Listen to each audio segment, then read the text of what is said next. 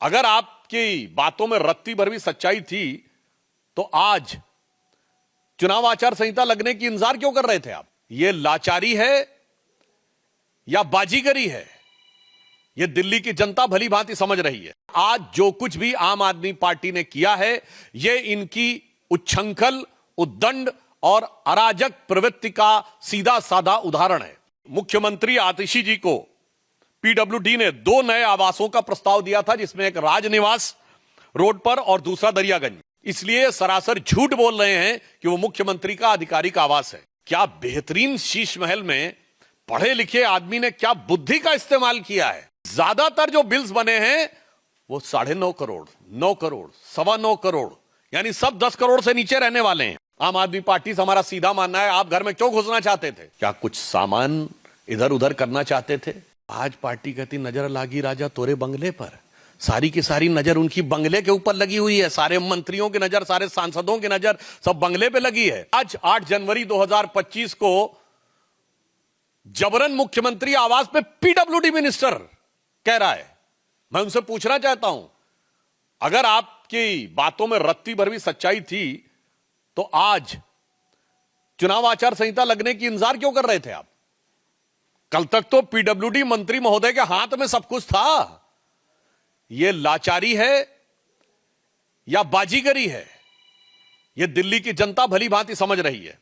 और फिर उसके बाद जिस ढंग से सरकारी कर्मचारियों को धमकाते हुए दिखाई पड़े, यह निश्चित रूप से दिल्ली और सेंट्रल गवर्नमेंट दोनों के सरकारी कर्मचारियों का भी अपमान है। और यह उनकी उसी अराजक प्रवृत्ति के अनुरूप है जिसमें वो चीफ सेक्रेटरी के साथ मारपीट कर चुके हैं और अपनी सांसद के साथ मारपीट कर चुके हैं। तो इसलिए हम बहुत स्पष्ट शब्दों में कहना चाहते हैं कि आज जो कुछ भी आम आदमी पार्टी ने किया है, यह इनकी उच्छृंखल, उद्दंड और अराजक प्रवृत्ति का सीधा साधा उदाहरण है। This is a glaring example of their irresponsible, insane and anarchic behaviour. अब इस विषय पे हम स्पष्ट रूप से 2-3 बातें भी कहना चाहते हैं। क्या यह सत्य नहीं है कि मुख्यमंत्री आतिशी जी को पीडब्ल्यूडी ने 2 नए आवासों का प्रस्ताव दिया था, जिसमें एक राजनिवास रोड पर और दूसरा दरियागंज में? दूसरा पॉइंट, यह अपने आप में नियमों का सीधा उल्लंघन है। यदि कोई भी सरकारी निवास किसी को भी मिलता है तो वो किसी दूसरे को, जिसको अलॉटेड है, सीधे ट्रांसफर नहीं करता है। टेक्निकली डिपार्टमेंट पोजीशन लेके उनको ट्रांसफर करता है। हम लोग भी पूर्ववर्ती में जो भी हमारे घर में सांसद रहते थे, तो हमने उनसे पोजीशन नहीं लिया है, पोजीशन सेंट्रल पीडब्ल्यूडी से लिया है। तो उसी प्रकार से ये कैसे इन्होंने कह दिया कि सीधे उन्होंने उनको दे दिया था? दूसरी बात, इतने लंबे समय तक उनकी सरकार रही, तो क्यों नहीं इन्होंने इन 10 सालों में उसे मुख्यमंत्री के आधिकारिक आवास के रूप में ऑर्डर जारी कर देते? अन्यथा दिखाएं कि वो मुख्यमंत्री का आधिकारिक आवास है। मुख्यमंत्री को 2-2 आवास आवंटित किए जा चुके हैं, परंतु उन्होंने अभी तक इसके बारे में कोई स्पष्टीकरण नहीं दिया है। इसलिए सरासर झूठ बोल रहे हैं कि वो मुख्यमंत्री का आधिकारिक आवास है। और यह भी मैं एक बार पुनः याद दिला देना चाहता हूं कि इसमें इन लोगों ने क्या क्या किया है। ये पीडब्ल्यूडी मिनिस्टर को पता ही नहीं है कि खरीदारी कैसे हुई है। मतलब जो कुर्सी है वो 8-8 हजार रुपए की आई है। ये तो बिल्स में अवेलेबल है ना, जो 200 रुपए की भी मार्केट में मिलती हैं। 40 गुना से अधिक हुआ है। और एक दिल्ली फाइनेंशियल सर्विसेज रूल है, दिल्ली फाइनेंशियल सर्विसेज रूल 2019, जो ये कहता है कि 10 करोड़ रुपए के ऊपर की कोई भी अगर खरीद होगी तो वो कैबिनेट में जाएगी, यानी वो पत्तावली एलजी तक जाएगी। और आप देखिए क्या बेहतरीन शीश महल में पढ़े लिखे आदमी ने क्या बुद्धि का इस्तेमाल किया है कि ज्यादातर जो बिल्स बने हैं वो 9.5 करोड़, 9 करोड़, 9.25 करोड़, यानी सब 10 करोड़ से नीचे रहने वाले हैं। अब 1 सितंबर 2020 को 8 करोड़ रुपए का, 22 जनवरी 2021 को 9 करोड़ 9 लाख रुपए का, 29 जून को 9 करोड़ 34 लाख रुपए का, और एक एक्सपेंडिचर तो 9 करोड़ 99 लाख रुपए का है। आप सोचिए, ये फितरत को समझिए। 9,99,00,000 रुपए का बिल है, ताकि वो 10 करोड़ की सीमा को टच न करे और एलजी के पास जाने की परिस्थिति न उत्पन्न हो। यह तो हुई तकनीकी बात। अब हम बहुत साफ साफ शब्दों में उनसे पूछना चाहते हैं कि आप घर में घुसना क्यों चाहते थे? आम आदमी पार्टी से हमारा सीधा मानना है, आप घर में क्यों घुसना चाहते थे? क्या कुछ सामान इधर उधर करना चाहते थे? क्योंकि अब वहां पे जांच के अधीन आ गया है वो क्षेत्र, तो वहां की व्यवस्थाओं में कोई ऐसी चीज आप उत्पन्न करना चाहते थे, या आप कुछ छुपाना चाहते थे? वो तो अब मुश्किल हो गया है।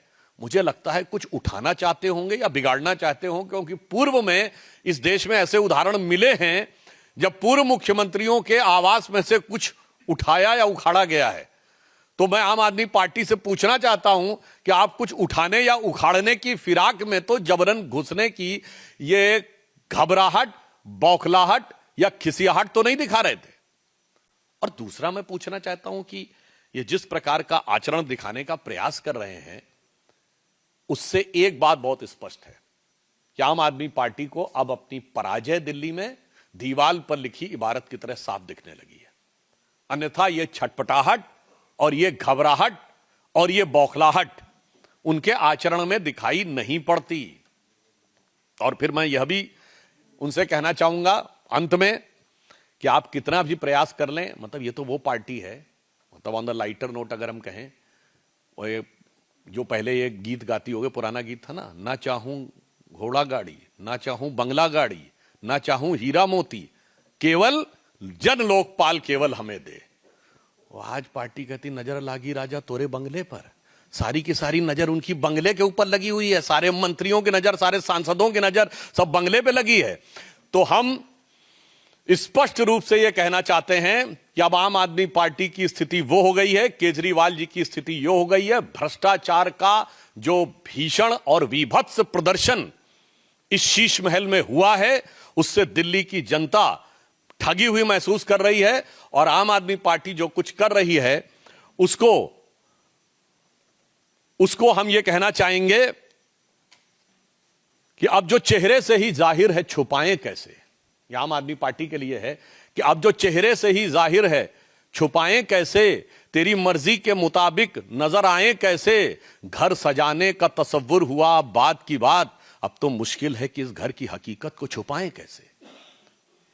और मगर भारतीय जनता पार्टी पूरी तरीके से प्रतिबद्ध है कि उनके इस भ्रष्टाचार के स्मारक को पूरी तरह जनता के सामने स्पष्ट करेंगे और उनके किसी भी प्रकार के छल और प्रपंच को कामयाब नहीं होने देंगे। और दिल्ली की जनता के साथ जो भ्रष्टाचार हुआ है उसे उजागर करेंगे। और हमें पूर्ण विश्वास है कि दिल्ली की प्रबुद्ध जनता ने अब इनके चेहरे पर लगा हुआ मुखौटा पूरी तरीके से उतरा हुआ देख लिया है।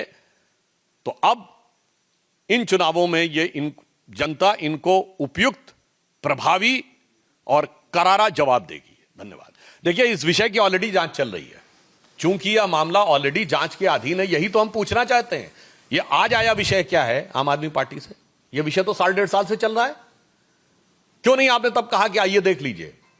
हम तो यह भी नहीं कह रहे हैं आप सबको, क्यों कुछ लोगों को ही ले जाते, दिखा देते। आपने तो स्थिति यह है कि जब स्वाति मालीवाल का विषय आया तो सीसीटीवी की फुटेज तक गायब थी।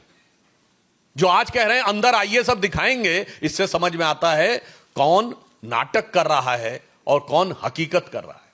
और आज जिस ढंग से उन्होंने धमकाया है सरकारी कर्मचारियों को, मुझे लगता है उन्हें सरकारी कर्मचारियों से क्षमा मांगनी चाहिए इस ढंग की धमकी वाली भाषा का प्रयोग करने के लिए।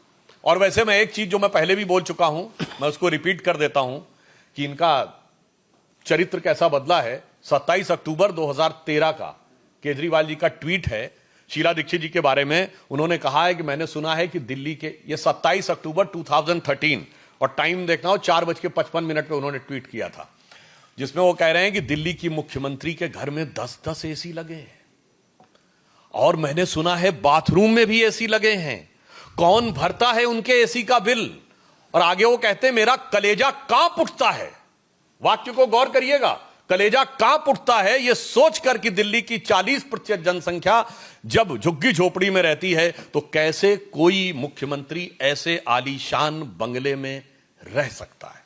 मुझे लगता है कि यह ट्वीट और आज की हरकत इसके बाद दिल्ली की जनता के सामने दूध का दूध पानी का पानी हो चुका है और अब कितना भी बवाल कर लें बिगड़ी बात बने नहीं। लाख करो किनको रहीमन बिगड़े दूध को मथे न माखन हो। देखिए, पहली बात तो हम स्पष्ट रूप से कहना चाहें ये इनके नैसर्गिक अराजक चरित्र का परिचायक है और मैं आतिशी जी से भी कहना चाहूंगा इतना भावुक होने की आवश्यकता नहीं है। मुझे समझ में नहीं आ रहा है भाई, कोई बात राजनीति में होती है। वो तो जब केजरीवाल जी से जेल में मिलने गई थी तब भी उनकी आंखों में आंसू आ गए थे, तो मुझे नहीं लगता इतना भावुक होने की आवश्यकता है। और दूसरा, मुझे समझ में नहीं आ रहा इसमें किस बात का भाव। अरे भाई, 1 महीने की बात रहेगी, 1 महीने के बाद आम आदमी पार्टी की तो सरकार आनी नहीं है और अगर आम आदमी पार्टी का दावा भी मान लिया जाए तो आतिशी जी नहीं रहनी है। अस्थायी मुख्यमंत्री स्थायी आवास के लिए आंसू बहा रहा है, ये कुछ समझ में आने वाली बात लगती है क्या? ये अस्थायी मुख्यमंत्री तो शब्द आम आदमी पार्टी का दिया हुआ है, इसीलिए इनका पीछे का मंतव्य क्या है, इनके पीछे का गंतव्य क्या है और भविष्य का भवितव्य क्या है, यह दिल्ली की जनता भली भांति समझती है। कमलेश जी, भारत।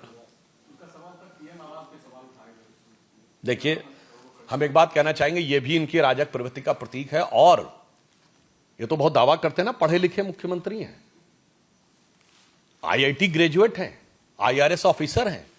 प्रधानमंत्री आवास की आप तुलना करते, प्रधानमंत्री का आवास आधिकारिक प्रधानमंत्री आवास है। 7 लोक कल्याण मार्ग हर प्रधानमंत्री का आधिकारिक आवास है। मोदी जी भी उसी में रह रहे हैं, डॉक्टर मनमोहन सिंह उसी में रहते थे, वाजपेयी जी उसी में रहे, देवगौड़ा जी, गुजराल जी, PV नरसिम्हा राव, चंद्रशेखर जी, VP सिंह जी और राजीव गांधी बचपन से जितना हम लोगों को याद है देखते हुए आ रहे हैं। मैं चुनौती से पूछना चाहता हूं, वो क्या आधिकारिक आवास है? अगर है तो उसका आदेश दिखाइए। Kindly put the government order mentioning that Bangalore is an official CM residence. वो तो 6 बंगलों को तोड़ के बनाया गया। और मैं दर्शकों के लिए भी और देश की जनता के लिए भी बताना चाहता हूं, ऐसी बचकानी और शातिरानी हरकत नहीं करनी चाहिए। भारत का प्रधानमंत्री दुनिया के सबसे शक्तिशाली देशों में से एक, सबसे संवेदनशील देशों में से एक। बहुत सी ऐसी बातें जो स्पष्ट नहीं कही जा सकती। हम न्यूक्लियर फ्लैश पॉइंट के ऊपर बैठे हुए हैं, दोनों तरफ हमारे न्यूक्लियर पावर्स हैं। भारत के प्रधानमंत्री आवास में सुरक्षा की स्थिति में हर प्रकार की सुरक्षा होती है। ये तो वो कहते थे ना सिक्योरिटी नहीं लेंगे, और आज में सिक्योरिटी लेनी पड़ी। मैं गलत नहीं बोल रहा हूं, उनको लेनी चाहिए सिक्योरिटी। पंजाब के उनके चीफ मिनिस्टर जिस सिक्योरिटी के कैवलकेड में चलते हैं वो कैप्टन अमरिंदर सिंह से 2 गुना बड़ा है। सुरक्षा की आवश्यकता है, इसका मतलब या तो आप बचकानी हरकत कर रहे थे या शैतानी हरकत कर रहे थे। अब मैं बताना चाहता हूं प्रधानमंत्री जी की सिक्योरिटी के अंदर किस प्रकार का, उसमें chemical weapon, biological weapon, missile का अटैक, एयर का अटैक, और यहां तक कि अगर भारत के ऊपर कोई एटॉमिक अटैक भी हो जाए तो उस सब की भी व्यवस्था होती है। ऐसी बचकानी, ओछी और छिछोरी बातें करके आप जनता की, प्रबुद्ध जनता को भ्रमित नहीं कर सकते, इस दिल्ली और देश की जनता को। और कोई प्रश्न? हिमांशु। अखिलेश यादव ने तंज कसा है कि जब साधु संत जाएं तो अपने साथ अपने साथी को भी ले जाएं। किस पे कसा है और क्या कहना चाहिए? नहीं, साधु संत जब जाते हैं तो अपने साथ जितनी भी बुरी चीजें हैं उनका शमन करके जाते हैं और सतोगुण को स्थापित करके जाते हैं। और इसीलिए उनकी पार्टी जिसने की गोलियां चलवाई थी साधु संतों के ऊपर और कार सेवकों के ऊपर, उसके बाद आप देखिए कि हम जो राम मंदिर के पक्ष में खड़े थे वो कहां हैं और वो कहां हैं। मगर मैं अखिलेश जी से कहना चाहूंगा, आप साधुओं पे काहे कमेंट करते हैं? साधुओं के लिए तो आपने कुछ किया नहीं था, आपने तो हज हाउस बनवाया था ना। तो मुझे लगता है उनका नैतिक अधिकार मौलवियों पे कमेंट करने का अधिक है। मुफ्ती, बारी, मुकर्रम, हाफिज, इन पे कमेंट करना चाहिए। उनको साधुओं के ऊपर कमेंट करने से बचना चाहिए, क्योंकि कहा गया है जे घर साधु न पूजिए हरि की सेवा नाई, ते घर मरघट साड़ के भूत बसे तिनमाए। अब आप समझ सकते हैं किस पे लागू होता है। नहीं, अभी दीपक आपका कल अरविंद केजरीवाल मरघट वाले मंदिर गए थे, पर वहाँ के जो पुजारी हैं वो ये कह रहे हैं कि कुछ लोगों का रजिस्ट्रेशन हुआ है, कुछ लोगों का नहीं हुआ है, पर ये सिर्फ चुनावी वादे। देखिए, मैं एक बात कहना चाहूंगा, फिर आम आदमी पार्टी का जो फितरती चरित्र है, चुनाव आचार संहिता कल लागू हुई है, आपको दे देना चाहिए था। हमने महाराष्ट्र में घोषणा की लाडकी बहनी योजना की तो 4 किश्तें दे दी चुनाव शुरू होने से पहले पहले। हम करीब करीब 5 साल से दे रहे हैं असम में। हमने मध्य प्रदेश में कहा तो दे दिया था। यही बात है। इसीलिए इनको अगर कहा जाए कि ये भारत की राजनीति के चुनावी ढपोर शंख हैं, यानी सिर्फ बोलता है और करता नहीं। ढपोर शंख की कथा आपने, जिन लोगों ने भारतीय पंचतंत्र और ये सब कथाएं सुनी होंगी, उनको जरूर पता होगी। हो सकता है आज के बहुत से लोगों को इस शब्द के बारे में जानकारी ना हो, तो बता देना चाहता हूं, जाके चेक कर लीजिएगा। वो एक ऐसे व्यक्ति के लिए कहा जाता है जो सिर्फ बोलता ही बोलता है, करता कुछ नहीं है। यानी कथनी और करनी में जमीन आसमान का अंतर देखना हो तो केजरीवाल जी की आम आदमी पार्टी में देखिए। नहीं, ये संदेश वही है, सब एक दूसरे के साथ। इसमें मैं एक ही लाइन कहना चाहूंगा, ये ताहिर हुसैन पहले किस पार्टी में थे? आम आदमी पार्टी में। अब आइए, जो इनके विधायक हैं, अमानतुल्लाह खां, जो आम आदमी पार्टी के विधायक हैं, मुझे जहां तक ध्यान है कारपोरेटर पहले कांग्रेस से हुआ करते थे। तो इस मामले में मैं सिर्फ एक ही बात कहना चाहूंगा, एमआईएम हो, कांग्रेस हो या आम आदमी पार्टी हो, वो केजरीवाल जी का पुराना डायलॉग था ना, ये सब मिले हुए हैं जी, ये सब मिले हुए हैं जी। इस मामले में एक फैक्टर है, एमआईएम का जो एम है उसके लिए सब मिले हुए हैं ji. How respectfully and with dignity prime minister Narendra Modi deals with those leaders who have contributed for this country. Pranab Mukherjee ji was given Bharat Ratna also. I would like to remind to Mr. Danish Ali that we have given Bharat Ratna to 3 Congress leaders. Madan Mohan Malviya was Congress president. P.V. Narasimha Rao was Congress president and prime minister. And Pranab Mukherjee was president of the India. And biggest statue of, tallest statue of Sardar Patel. We have also given, Modi ji's government has also given Padma awards to S.C. Zamir and Tarun Gogoi. क्या कहना चाहते हैं? आपने तो परिवार के बाहर किसी को नहीं दिया। और रही बात इसकी आरएसएस की, तो I would like to remind to mister Danish Ali that Jawaharlal Nehru has praised RSS and invited RSS on 26th of January 2013.